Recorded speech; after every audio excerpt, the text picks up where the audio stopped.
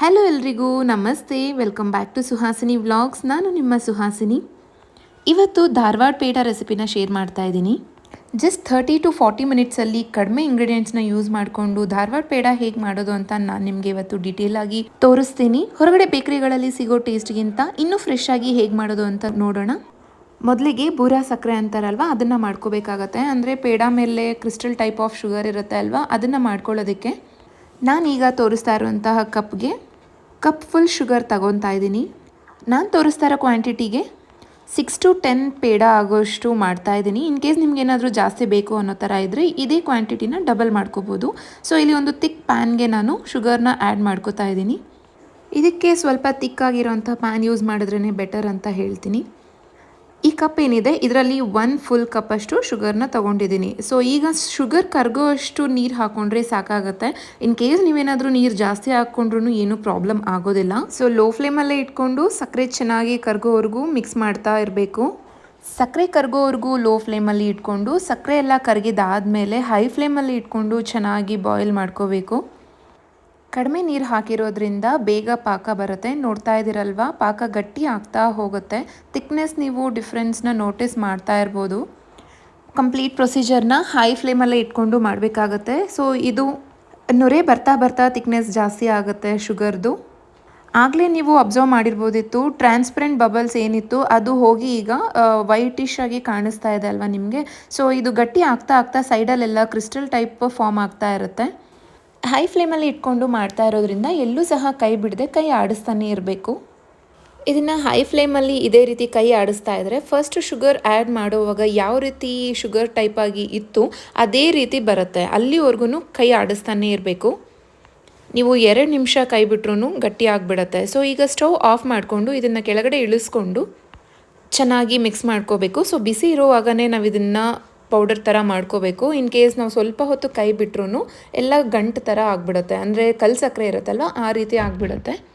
So same ಸ್ಪೂನಲ್ಲೇ ಕಂಪ್ಲೀಟಾಗಿ powder type ಆಗೋವರೆಗೂ ಮಾಡಬೇಕು. ಇನ್ ಕೇಸ್ ನಿಮ್ಗೆ ಏನಾದರೂ ಈ ಸ್ಪೂನಲ್ಲಿ ಮಾಡೋಕ್ಕಾಗ್ತಾ ಇಲ್ಲ ಅಂತಂದರೆ ಯಾವುದಾದ್ರೂ ಒಂದು ಗ್ಲಾಸಿನ ಸಹಾಯದಿಂದ ಚೆನ್ನಾಗಿ ಪೌಡರ್ ಟೈಪ್ ಮಾಡ್ಕೋಬೇಕು. ಕೆಲವೊಬ್ಬರಿಗೆ ಡೌಟ್ ಇರುತ್ತೆ, ಅಂದರೆ ಶುಗರ್ನ ಪೌಡರ್ ಮಾಡಿ ಆ್ಯಡ್ ಮಾಡ್ಕೋಬೋದಲ್ವ, ಇಷ್ಟೊಂದು ಪ್ರೊಸೀಜರ್ ಬೇಕಿರುತ್ತಾ ಅಂತ. ಖಂಡಿತ ಹೌದು. ಶುಗರ್ನ ಪೌಡರ್ ಮಾಡಿ ಆ್ಯಡ್ ಮಾಡಿಕೊಂಡ್ರೆ ಕಂಪ್ಲೀಟ್ ಫೈನ್ ಪೌಡರ್ ಆಗಿ ಇರುತ್ತೆ. ಬಟ್ ಈ ರೀತಿ ಮಾಡಿಕೊಂಡ್ರೆ ಕ್ರಿಸ್ಟಲ್ ಟೈಪ್ ಇರುತ್ತೆ. ಅಂದರೆ ಪೇಡ ನೀವು ತಿನ್ನಬೇಕಾದ್ರೆ ನಿಮಗೆ ಕ್ರಂಚಿನೆಸ್ ಫೀಲ್ ಆಗುತ್ತೆ ಅಲ್ವಾ, ಸೊ ಆ ರೀತಿ ಬರುತ್ತೆ ಇದು. ಸಣ್ಣ ಪುಟ್ಟ ಯಾವುದೇ ಒಂದು ಗಂಟುಗಳಿಲ್ದಿರ ಕಲ್ಲು ರೀತಿ ಇರದೆ ನೀವು ಚೆನ್ನಾಗಿ ಫೈನ್ ಪೌಡರ್ ಆಗಿ ಈ ಗ್ಲಾಸಿನ ಸಹಾಯದಿಂದ ಪೌಡರ್ ಮಾಡ್ಕೊಬೇಕು. ಸೊ ಶುಗರ್ನ ಪೌಡರ್ ಮಾಡಿಕೊಂಡ್ರೆ ನಿಮಗೆ ನೈಸಾಗಿರುತ್ತೆ. ಈ ರೀತಿ ಮಾಡಿಕೊಂಡ್ರೆ ಸ್ವಲ್ಪ ತರಿ ರವೆ ಥರ ಇರುತ್ತೆ. ಈಗ ಇದನ್ನು ಒಂದು ಫಿಲ್ಟರ್ ತಗೊಂಡು ಕಾಫಿ ಫಿಲ್ಟರ್ ಮಾಡ್ಕೊತೀವಲ್ವ, ಆ ರೀತಿ ಫಿಲ್ಟರ್ ಇದ್ದರೆ ಅದರಲ್ಲೇ ಮಾಡ್ಕೋಬೋದು. ಎಲ್ಲೂ ಕೂಡ ಗಂಟುಗಳಿಲ್ಲದೆ ಕ್ಲೀನಾಗಿ ರವೆ ಥರ ಈ ರೀತಿ ರೆಡಿ ಮಾಡಿ ಇಟ್ಕೊಂಡಿದ್ದೀನಿ. ನೀವು ಮನೇಲಿ ಏನಾದರೂ ಮಾಡೋಕ್ಕಾಗಿಲ್ಲ ಅಂತಂದರೆ ಬುರಾ ಸಕ್ಕರೆ ಅಂತಂದರೆ ಅಂಗಡಿಯಲ್ಲೂ ಕೂಡ ಸಿಗುತ್ತೆ, ಹೋಗಿ ಕೇಳ್ಬೋದು. ಈಗ ಇದನ್ನು ಸೈಡಲ್ಲಿ ಇಟ್ಕೊಂಡಿದ್ದೀನಿ. ಸೊ ಒಂದು ಪ್ಯಾನ್ಗೆ ಲೋ ಫ್ಲೇಮಲ್ಲಿ ಇಟ್ಕೊಂಡು ಒಂದು 3 ಟೇಬಲ್ ಸ್ಪೂನ್ಸ್ ಅಷ್ಟು ತುಪ್ಪನ ಆ್ಯಡ್ ಮಾಡ್ಕೋತಾ ಇದ್ದೀನಿ. ತುಪ್ಪ ಬದಲಾಗಿ ಬೇರೆ ಏನಾದರೂ ಆಯಿಲ್ ಯೂಸ್ ಮಾಡ್ಬೋದು ಅಂದರೆ ಖಂಡಿತ ಬೇಡ. ಬೇರೆ ಆಯಿಲ್ ಯಾವುದಾದ್ರೂ ಯೂಸ್ ಮಾಡಿದ್ರೆ ಫ್ಲೇವರ್ಸ್ ಡಿಫ್ರೆಂಟ್ ಆಗಿರುತ್ತೆ. ಸೊ ಹಾಗಾಗಿ ತುಪ್ಪನೇ ಹಾಕ್ಕೊಳ್ಳಿ. ಆ್ಯಂಡ್ ಆಗಲೇ ಶುಗರ್ ಮೆಷರ್ ಮಾಡ್ಕೊಂಡಿದ್ದ ಬೌಲಲ್ಲೇ ನಾನಿಲ್ಲಿ ಮಿಲ್ಕ್ ಪೌಡರ್ನ ಆ್ಯಡ್ ಮಾಡ್ಕೊತಾ ಇದ್ದೀನಿ. Nandini milk powder. ಯಾವುದೇ ಅಂಗಡಿಗಳಲ್ಲಿ ಸಿಗೋವಂಥ ಮಿಲ್ಕ್ ಪೌಡರ್ನ ನೀವು ಯೂಸ್ ಮಾಡ್ಬೋದು. ನಿಮಗೆ ಈ ರೀತಿ ಮಿಲ್ಕ್ ಪೌಡರ್ ಸಿಕ್ಕಿಲ್ಲ ಅಂತಂದರೆ ಅಂಗನವಾಡಿಗಳಲ್ಲಿ ಚಿಕ್ಕ ಮಕ್ಕಳಿಗೆ ಅಥವಾ ಬಾಣಂತಿಯರಿಗೆ ಕೊಡ್ತಾರೆ ಅಲ್ವಾ, ಪ್ರೆಗ್ನೆಂಟ್ ಲೇಡೀಸ್ಗೆ, ಬಾಣಂತಿಯರಿಗೆ. ಸೊ ಆ ಮಿಲ್ಕ್ ಪೌಡರ್ನ ಕೂಡ ನೀವು ಯೂಸ್ ಮಾಡ್ಬೋದು. ತುಂಬಾ ಟೇಸ್ಟಾಗಿ ಬರುತ್ತೆ. ಈಗ ಈ ಪ್ರೊಸೀಜರ್ ಮಾಡುವಾಗ ಎಲ್ಲೂ ಕೂಡ ಕೈ ಬಿಡದೆ ಕಂಟಿನ್ಯೂಸ್ ಆಗಿ 20 to 25 ಮಿನಿಟ್ಸು ಕೈ ಆಡಿಸ್ತಾನೆ ಇರಬೇಕು. ಸೊ ನೋಡ್ಬೋದು ನೀವು ಆಲ್ರೆಡಿ ನಾನು ತುಪ್ಪ ಆ್ಯಡ್ ಮಾಡಿದ ತಕ್ಷಣ ಪೌಡರ್ ಆ್ಯಡ್ ಮಾಡಿದೆ ಅಲ್ವಾ. ಸೊ ಆ ಹೊತ್ತಿಗೆ ಆಲ್ರೆಡಿ ಲೈಟಾಗಿ ಕಲರ್ ಚೇಂಜ್ ಆಯಿತು. ಸೊ ಕಂಟಿನ್ಯೂಸ್ ಆಗಿ ಇದನ್ನು ಕೈ ಆಡಿಸ್ತಾನೇ ಇರಬೇಕು. ಇನ್ ಕೇಸ್ ನೀವು ದಪ್ಪ ತಳ ಪಾತ್ರೆ ತಗೊಂಡಿದ್ರೆ ಫೈನ್, ಕೈ ಆಡಿಸ್ತಾ ಇರಬೇಕಾಗತ್ತೆ. ಮಿಲ್ಕ್ ಪೌಡರ್ ಆ್ಯಡ್ ಮಾಡಿದಾದಮೇಲೆ ಎಲ್ಲೂ ಕೂಡ ಕೈ ಬಿಡದೇ ಕಂಟಿನ್ಯೂಸ್ ಆಗಿ ಕೈ ಆಡಿಸ್ತಾ ಇರಬೇಕು. ಆ್ಯಂಡ್ ಈ ಕಂಪ್ಲೀಟ್ ಪ್ರೊಸೀಜರ್ನ ಲೋ ಫ್ಲೇಮಲ್ಲೇ ಮಾಡಬೇಕು. ನೀವು 1 ನಿಮಿಷ ಅಲ್ಲ 1 ಸೆಕೆಂಡ್ ಕೈ ಆಡಿಸೋದನ್ನು ನಿಲ್ಲಿಸಿದ್ರೂ ಕೆಳಗಡೆ ತಳ ಸೀದೋಗುತ್ತೆ. ಸೊ ಕಂಪ್ಲೀಟಾಗಿ ಕಲರ್ ಈ ರೀತಿ ಚೇಂಜ್ ಆಗಬೇಕು. ಅಷ್ಟುವರೆಗೂ ನೀವು ಲೋ ಫ್ಲೇಮಲ್ಲೇ ಕಂಟಿನ್ಯೂಸ್ ಆಗಿ ಕೈ ಆಡಿಸ್ತಾ ಈ ಕಲರ್ ಬರೋವರೆಗೂ ಹದವಾಗಿ ಫ್ರೈ ಮಾಡ್ಕೋಬೇಕು. ನಾನು ಯಾವ ಕಪ್ಪಲ್ಲಿ ಮಿಲ್ಕ್ ಪೌಡರ್ನ ತಗೊಂಡಿದ್ನೋ ಅದೇ ಕಪ್ಪಲ್ಲಿ ಅರ್ಧದಷ್ಟು ಹಾಲನ್ನ ತಗೊಂಡಿದ್ದೀನಿ. ಇದಕ್ಕೆ ಸ್ವಲ್ಪನೇ ಹಾಲನ್ನ ಆ್ಯಡ್ ಮಾಡ್ತಾ ಮಿಕ್ಸ್ ಮಾಡಿಕೊಂಡು ಹೋಗಬೇಕು. ನಾನು ಹೇಳಿರೋ ಪ್ರಪೋರ್ಷನ್ ಕರೆಕ್ಟಾಗಿರೋದ್ರಿಂದ ಒಟ್ಟಿಗೆ ಕೂಡ ನೀವು ಹಾಲನ್ನ ಹಾಕಿ ಮಿಕ್ಸ್ ಮಾಡ್ಬೋದು. ಸೊ ಇನ್ ಕೇಸ್ ನಿಮಗೇನಾದರೂ ಕ್ವಾಂಟಿಟಿ ಜಾಸ್ತಿ ಮಾಡ್ಕೊಂಡಿದ್ದೀರಾ ಗೊತ್ತಾಗ್ತಾ ಇಲ್ಲ ಅಂತ ಅಂದರೆ ಈ ರೀತಿ ಸ್ವಲ್ಪ ಹಾಲನ್ನು ಆ್ಯಡ್ ಮಾಡ್ಕೋತಾ ಹೋಗ್ಬೋದು. ಹಾಲನ್ನು ಆ್ಯಡ್ ಮಾಡುವಾಗ ಸ್ಟವ್ನ ಲೋ ಫ್ಲೇಮಲ್ಲೇ ಇಟ್ಟು ಹಾಲು ಆ್ಯಡ್ ಮಾಡ್ಕೋತಾ ಚೆನ್ನಾಗಿ ಮಿಕ್ಸ್ ಮಾಡ್ಕೋಬೇಕು. ಸೊ ನಾನು ಸೌಟಲ್ಲೇ ಕ್ಲೀನಾಗಿ ನಾದ್ಕೋತಾ ಇದ್ದೀನಿ. 1 ಕಪ್ಪಷ್ಟು ಹಾಲು ಪೌಡರ್ಗೆ ಅರ್ಧ ಕಪ್ಪಷ್ಟು ಹಾಲು ಸರಿ ಹೋಗುತ್ತೆ. ನಾನು ತಗೊಂಡಿದ್ದ ಅರ್ಧ ಕಪ್ಪು ಹಾಲನ್ನು ಕಂಪ್ಲೀಟಾಗಿ ಹಾಕ್ಕೊಂಡಿದ್ದೀನಿ. ಸ್ಟವ್ನ ಲೋ ಫ್ಲೇಮಲ್ಲೇ ಇಟ್ಟು ಚೆನ್ನಾಗಿ ಮಿಕ್ಸ್ ಮಾಡ್ಕೋಬೇಕು. ಹಾಲು ಹಾಕಿದ್ಮೇಲೆ ಸ್ವಲ್ಪ ನೀರಾಗಿದೆ ಅಂತ ನಿಮಗೆ ಅನ್ನಿಸ್ಬೋದು, ಬಟ್ ಅದು ಲೋ ಫ್ಲೇಮಲ್ಲಿಟ್ಟು ಫ್ರೈ ಮಾಡ್ತಾ ಇದ್ದೀವಲ್ವ, ಸೊ ಹಾಗಾಗಿ ಅದು ಮತ್ತೆ ಗಟ್ಟಿಯಾಗಿ ಫಾರ್ಮ್ ಆಗುತ್ತೆ. ಸೊ ಕಂಟಿನ್ಯೂಸ್ ಆಗಿ ಕೈ ಬಿಡ್ದಿರ ಇಲ್ಲೂ ಕೂಡ ಒಂದು 3 to 5 ಮಿನಿಟ್ಸು ಹಾಲು ಹಾಕಿದ್ಮೇಲೆ ಚೆನ್ನಾಗಿ ಮಿಕ್ಸ್ ಮಾಡ್ಕೋಬೇಕು. ಸೌಟಲ್ಲೇ ಚೆನ್ನಾಗಿ ನಾದ್ಕೋಬೇಕು. ನಿಮಗೇನಾದರೂ ಇದು ತೆಳುವಾಗಿದೆ ಅಂತ ಅನಿಸಿದ್ರೆ 5 to 7 ಮಿನಿಟ್ಸ್ ಲೋ ಫ್ಲೇಮಲ್ಲೇ ಈ ರೀತಿ ಇಟ್ಕೊಂಡು ಮಿಕ್ಸ್ ಮಾಡ್ತಾ ಹೋದರೆ ಪರ್ಫೆಕ್ಟ್ ಹದದಲ್ಲಿ ಚೆನ್ನಾಗಿ ಬರುತ್ತೆ. ನೀವೇನಾದರೂ ಮುಟ್ಟಿದ್ರೆ ಕೈಗೆ ಅಂಟೋ ರೀತಿ ಇರಬೇಕು, ಯಾಕಂದರೆ ನಾವು ಇದನ್ನು ಸ್ಟವ್ ಆಫ್ ಮಾಡಿ ಕೆಳಗಡೆ ಇಳಿಸಿದ್ರೆ ಇದು ಇನ್ನೂ ಗಟ್ಟಿ ಆಗ್ತಾ ಹೋಗುತ್ತೆ. ಟೋಟಲಾಗಿ ನನಗೆ ಈ ಪ್ರೊಸೀಜರ್ಗೆ 20 to 25 ಮಿನಿಟ್ಸ್ ಟೈಮ್ ಹಿಡಿತು. ಇದಾದಮೇಲೆ ಒಂದು 5 ಮಿನಿಟ್ಸಲ್ಲಿ ಪೇಡ ರೆಡಿ ಆಗಿಬಿಡುತ್ತೆ. ಈ ರೀತಿ ಮಿಕ್ಸ್ ಮಾಡ್ತಾ ಹೋದಂಗೆಲ್ಲ ಮಿಲ್ಕ್ ಪೌಡರ್ ಕಂಪ್ಲೀಟಾಗಿ ಹಾಲನ್ನ ಅಬ್ಸಾರ್ಬ್ ಮಾಡುತ್ತೆ. ಬಟ್ ಇದಕ್ಕಿಂತ ಕಡಿಮೆ ಹಾಲನ್ನು ಯೂಸ್ ಮಾಡಬೇಡಿ, ತುಂಬ ಉದ್ರುದ್ರಾಗಿ ಪುಡಿ ರೀತಿ ಆಗಿಬಿಡುತ್ತೆ. ಸೊ ನಾನು ಏನು ಕ್ವಾಂಟಿಟಿ ಹೇಳಿದ್ದೀನಿ ಆ ರೀತಿ ಯೂಸ್ ಮಾಡಿದ್ರೆ ಪರ್ಫೆಕ್ಟಾಗಿ ಇದು ಸೆಟ್ ಆಗುತ್ತೆ.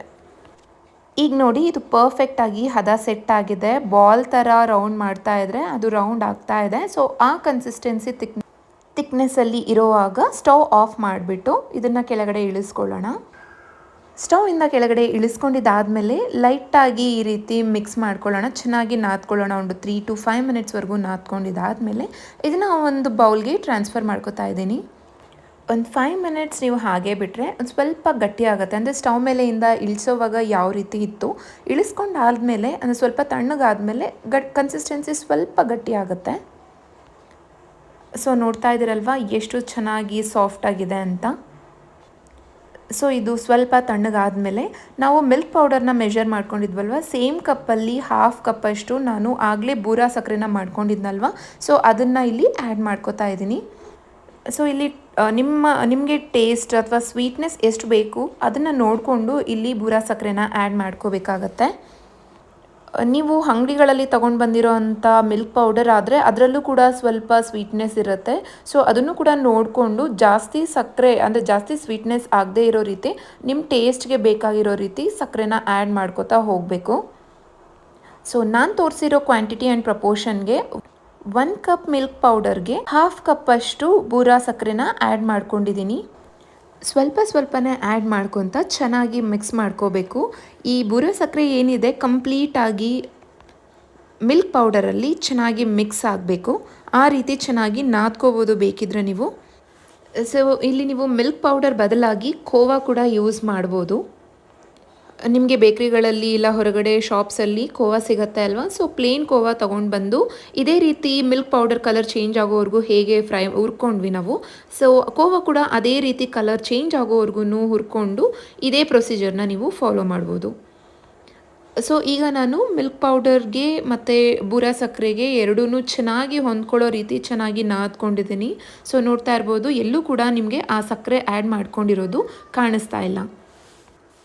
ತುಂಬ ಜನ ಹೇಳ್ತಾರೆ ಧಾರವಾಡ ಪೇಡಾಗೆ ಯಾವುದೇ ರೀತಿ ಶೇಪ್ಸ್ ಇರೋದಿಲ್ಲ ಅಂತೇಳ್ಬಿಟ್ಟು, ಬಟ್ ನಾನು ಹೊರಗಡೆ ಬೇಕ್ರಿಗಳಲ್ಲಿ ನೋಡಿರೋ ಪ್ರಕಾರ ಈ ರೀತಿ ಶೇಪ್ ಇರೋದನ್ನು ನೋಡಿರೋದ್ರಿಂದ ಸೊ ನಾನು ಈ ಶೇಪ್ನ ಮಾಡ್ಕೊತಾ ಇದ್ದೀನಿ.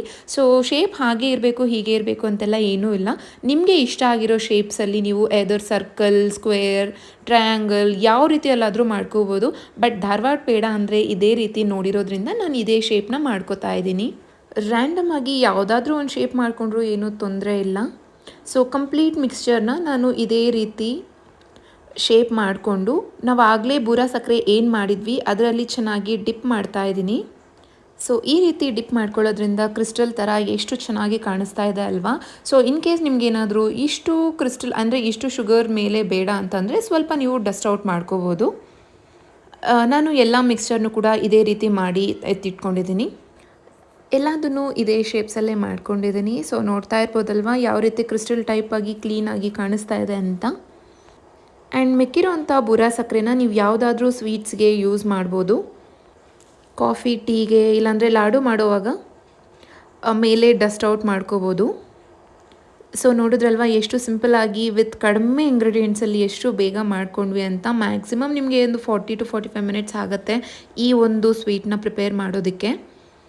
ಸೊ ಪರ್ಫೆಕ್ಟ್ ಆಗಿರೋಂತಹ ಧಾರವಾಡ ಪೇಡ ತುಂಬ ಡಿಲೀಷಿಯಸ್ ಆಗಿ ಅಷ್ಟೇ ಟೇಸ್ಟಿಯಾಗಿ ರೆಡಿ ಆಗಿದೆ. ಖಂಡಿತ ನೀವು ಮನೇಲಿ ಟ್ರೈ ಮಾಡಿ. 100% ಗ್ಯಾರಂಟಿ. ಫಸ್ಟ್ ಟೈಮ್ ಮಾಡ್ತಾ ಇರೋರು ಕೂಡ ಅಷ್ಟೇ ಪರ್ಫೆಕ್ಟಾಗಿ ಮಾಡ್ತೀರಾ. ಸೊ ಖಂಡಿತ ನೀವು ಮನೇಲಿ ಟ್ರೈ ಮಾಡಿ ಹೇಗೆ ಬಂತು ಅಂತ ಕಮೆಂಟಲ್ಲಿ ತಿಳಿಸಿ. ಆ್ಯಂಡ್ ಈ ವಿಡಿಯೋ ಏನಾದರೂ ನಿಮಗೆ ಇಷ್ಟ ಆಗಿದ್ದರೆ ಫ್ರೆಂಡ್ಸ್ ಫ್ಯಾಮಿಲಿ ಜೊತೆ ಶೇರ್ ಮಾಡಿ. ಹಾಗೆ ಈ ವಿಡಿಯೋಗೆ ಒಂದು ಲೈಕ್ ಮಾಡೋದನ್ನು ಮರಿಬೇಡಿ. ಆ್ಯಂಡ್ ಯಾರೆಲ್ಲ ನನ್ನ ಚಾನಲ್ನ ಸಬ್ಸ್ಕ್ರೈಬ್ ಮಾಡ್ದಿರಾ ನೋಡ್ತಾ ಇದ್ದೀರಾ, ಪ್ಲೀಸ್ ಈಗಲೇ ಸಬ್ಸ್ಕ್ರೈಬ್ ಮಾಡ್ಕೊಳ್ಳಿ. ಸೊ ದಟ್ ನಾನು ಮಾಡೋ ಯಾವುದೇ ವಿಡಿಯೋ ಆದರೂ ನಿಮಗೆ ಫಸ್ಟ್ ನೋಟಿಫಿಕೇಷನ್ ಬರುತ್ತೆ. ಆ್ಯಂಡ್ ನೆಕ್ಸ್ಟ್ ವಿಡಿಯೋದಲ್ಲಿ ಸಿಗ್ತೀನಿ. ಎಲ್ರಿಗೂ ಬಾಯ್.